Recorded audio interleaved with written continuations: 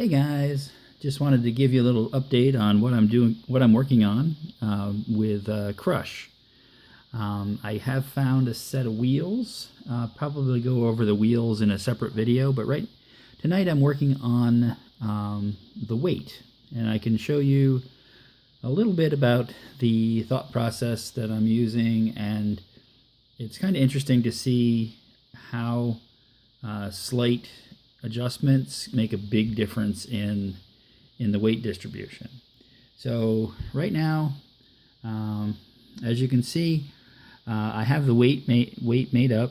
I have lead in the cab. I have two pieces of lead about like this, basically making a lead seat. One is laying down, and the other one is leaning up against the back of the cab. And I've left the variable piece. Now I can cut this apart and put it in several locations, but I just wanted to show you what I'm thinking about.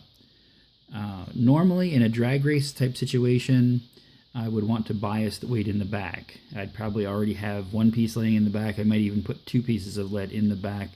So the weight, basically you want to keep the weight on the hill as long as possible, so you put the weight towards the back, so gravity is acting on the weight.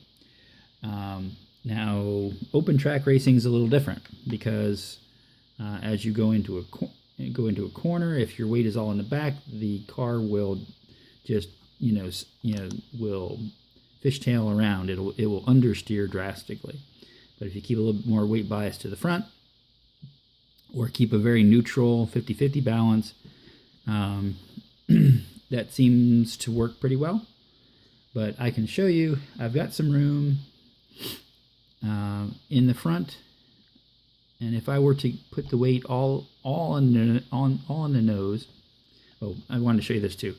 By putting the rear wheels on here and the front up on the scale, now you can see we're dealing with numbers out of roughly 114 on this. So if I were to put it right up here, I'd have 82 out of 114 grams on the nose. So it would be very, very biased to the front, which I'm not sure I'd like.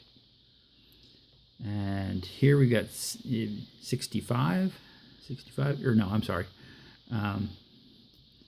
54 grams, so it would be almost 50-50. Let me just double check that first number again. Yeah, that's better. That's better. Okay. Yeah, so it must have been, yeah, the frame was hitting. So with this weight all the way forward, I'd have 64 out of 114 grams. So it's be 64 to 50. And then if I go right up here on the cab, it would be 54 out of 114. So it would be 54 front to 60 in the rear. So it would already be biased to the rear by putting everything in the cab. Now, if I were to go back here, obviously just 40, basically 47 grams. So yeah, you do the math. It'd be very, very biased in the rear. So if it were something like this, yeah, 58 out of 114. So that right there would give you roughly 50-50 if I could get it in that position on the chassis in the cab. I can show you what I'm up against here. As you can see, basically a lead seat.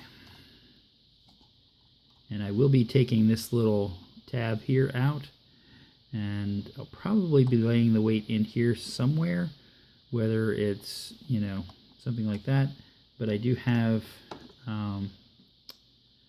the dashboard to deal with. And I kind of like to keep the dashboard in there just for looks sake. So yeah, so these are the decisions that I'm thinking about. I don't know if I will show you the final weight breakdown, just because that's kind of the top secret. That's the secret sauce. But as far as